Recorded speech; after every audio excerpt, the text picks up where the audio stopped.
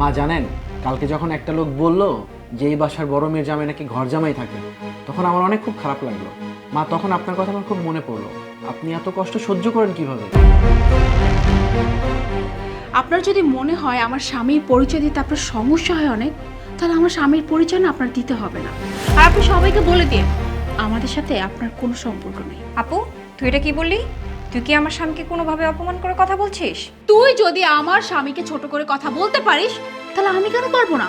শোন, তোর কাছে তোর স্বামীর সম্মান যেমন অনেক বড়, তেমনি আমার কাছেও না আমার স্বামীর সম্মানটা অনেক বড়। হয়েছে হয়েছে, এই জায়গায় আমি ভালোবাসার দোকান দিয়া বসি নাই। শোন, চায়ের এটা রাইখা তোর জামাইকে বল বাজারে যাওয়ার জন্য, অনেক কাজ পড়ে আছে। মা, দুলাভাই যখন বাজারে যাইতেছে তাহলে আমার জুতাটা নিয়ে যাক, একটু ঠিক করে নিয়ে আসো।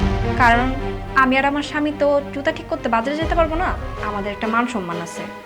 তুমি এক কাজ করো, আমার জুতা জোড়াও তোমার দুলাভাইকে দিয়ে দাও, কালিকই নিয়ে আসো, সকালে আমার মিটিং আছে একটা। কোনো সমস্যা নাই, যা তোর জুতোগুলি নিয়ে আয়।